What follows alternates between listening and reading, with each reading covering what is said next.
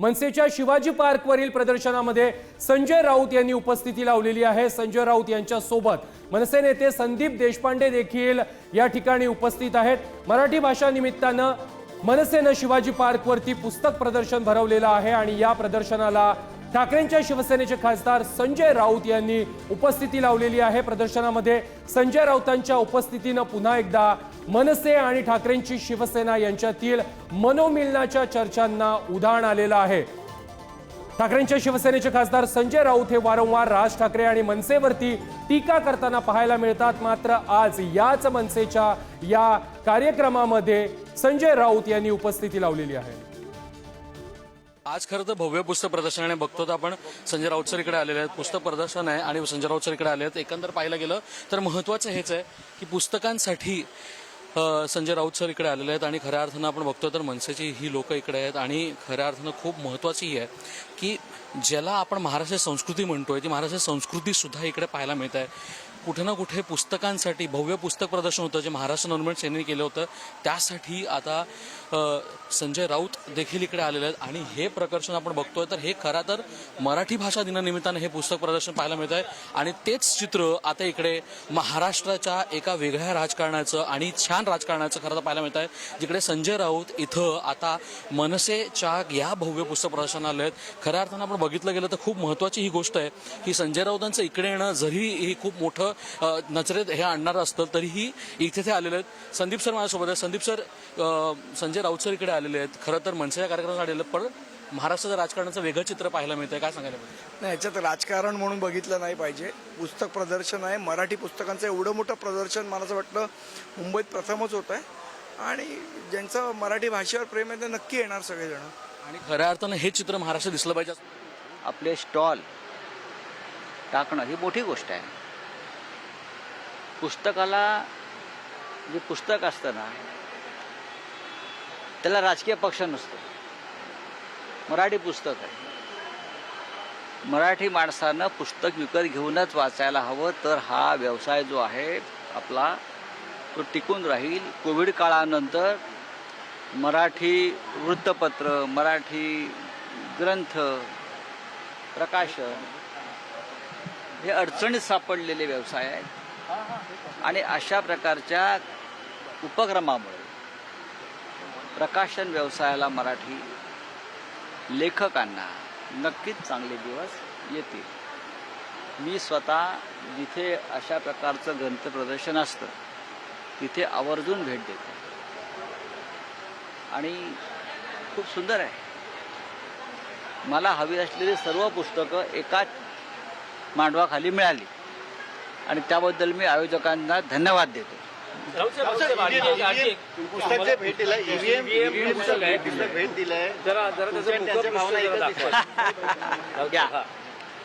संदीप देशपांडेंनी मला हे पुस्तक दिलेलं आहे, ही त्यांच्या पक्षाची भूमिका आहे आणि आमची तीच भूमिका आहे। राऊत एक आहे की अनेकदा आपण असं बघतो की कौटुंबिक सोहळ्यांमध्ये राज ठाकरे, उद्धव ठाकरे चांगली गोष्ट आहे ना, मिळतात। तुम्हाला एक का प्रश्न पडला? मराठी भाषा या निमित्तानं दोन पक्ष एकत्र काही होऊ शकतं का पुढच्या काळात? मी त्याच्यावर मी पुस्तक लिहितो आहे। एकत्र येणं मी पुस्तक लिहितो आहे।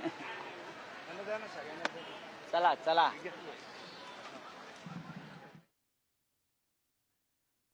मराठी भाषा गौरव दिनानिमित्त मुंबईमध्ये शिवाजी पार्कवरती मनसेनं पुस्तकांचं प्रदर्शन भरवलेलं आहे आणि या प्रदर्शनामध्ये आज ठाकरेंच्या शिवसेनेचे खासदार संजय राऊत यांनी उपस्थिती लावलेली आहे। या संदर्भात अधिक माहिती देत आहेत आमचे प्रतिनिधी श्रेयस सावंत। श्रेयस, मनसेवरती, राज ठाकरेवरती वारंवार टीका करणारे संजय राऊत आज मनसेनं आयोजित केलेल्या पुस्तक प्रदर्शनामध्ये पाहायला मिळाले। कुठेतरी मनसे आणि ठाकरेंची शिवसेना यांच्यामधील मनोमिलनाच्या चर्चा आता पुन्हा उद्भवू लागलेल्या आहेत। आहे म्हणजे आपण प्रथमच म्हणू शकतो की हा कुठलाही राजकीय कार्यक्रम होता तर नव्हता, कारण मनसेचा पुस्तक प्रदर्शनाचा हा कार्यक्रम आणि खरं तर आपण बघू शकतो प्रथमेश अजूनही संजय राऊत आणि संदीप देशपांडे हे खऱ्या अर्थानं गप्पा मारताना दिसत आहेत, हे आनंद व्यक्त करताना दिसत आहेत. आणि आज खऱ्या अर्थानं एक वक्तव्य संजय राऊतांनी सुद्धा केलं, ते वक्तव्य खूप महत्वाचं आहे की पुस्तकाला कुठलाही पक्ष नसतो आणि कुठे ना कुठे मला जेवढी पुस्तकं हवी होती तेवढी मिळाली. आपण एकंदर बघू शकतो तर अनेक दिवसांपासून अनेक चर्चा रंगताना दिसत आहेत. दोन ठाकरे बंधू अनेक कार्यक्रमात एकत्र आलेत. मग ते कार्यक्रम खरं तर पारिवारिक कार्यक्रम असो, अशा सोहळ्यांमध्ये ह्यांचं एकत्र येणं कुठे ना कुठे एक वेगळा दृष्टिकोन राजकारणात सुद्धा देण्याचा प्रयत्न करतोय. आपण एकदा बघतो तर हा वेगळा दृष्टिकोन देण्याचा प्रयत्न संदीप देशपांडे आपल्या सोबत आहेत आणि ते आपल्याशी बोलतील. खरं तर आपण बघू शकतो तर एकंदर पाहिलं गेलं तर सगळ्यात महत्वाची गोष्ट हीच होती की या दोघांचं एक अनेक कार्यक्रमात एकत्र ठाकरे बंधू आलेत. आज त्यांनी खुल्लं सांगितलं की पुस्तकाला कुठलाही पक्ष नसतो. आज ते इथं आलेत, काय सांगाल? तर मी तुम्हाला सांगितलं तसं की शिवतीर्थावर पहिल्यांदाच एवढं मोठं पुस्तक प्रदर्शन भरवलं गेलेलं आहे. 105 प्रकाशक एकत्र एका ठिकाणी आहेत. त्यामुळे मराठी वाचकांसाठी खरं तर ही मेजवानी आहे. सगळ्यांनी तिथे आलं पाहिजे असा आमचा आग्रह होता आणि आज त्याला संजय राऊत साहेबांनी सुद्धा भेट दिली आहे. तुम्ही एक भेट पण दिली, त्याच्या पुस्तकाचं खरं तर फ्रंट पेज होतं, त्याच्या EVM असं लिहिलं गेलं. काय भावना होती ते?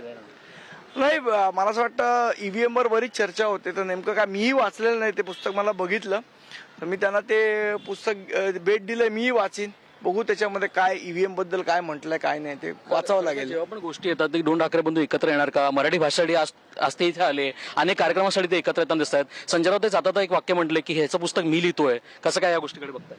बघू आता काय स्क्रिप्ट लिहायची त्यांना. ते मग तुम्ही तयार आहात स्क्रिप्टसाठी? स्क्रिप्ट लिहून होऊ द्या, मग बघू. ते बघताय एकंदर आपण बघितलं गेलं स्क्रिप्ट तर लिहून होऊ द्या, मग आपण बघू असं प्रामाणिक मत खरं तर संदीप देशपांडे यांनी पण दिलंय. तर आता ही स्क्रिप्ट संजय राऊत जी लिहितायत ते कुठे ना कुठे मनसेला पण मान्य असेल का की मनसे वेगळी स्क्रिप्ट लिहित आहे? या दोन्हीची स्क्रिप्ट लिहिण्यामध्ये कुठे ना कुठे ठाकरे बंधू एकत्र येण्याची स्क्रिप्ट आहे का? आता त्याकडे सगळ्यांचं प्रथमेश लक्ष लागलंय. नक्की श्रेयस, धन्यवाद तुम्ही घेतलेल्या आढाव्या संदर्भात आणि दिलेल्या माहिती संदर्भात.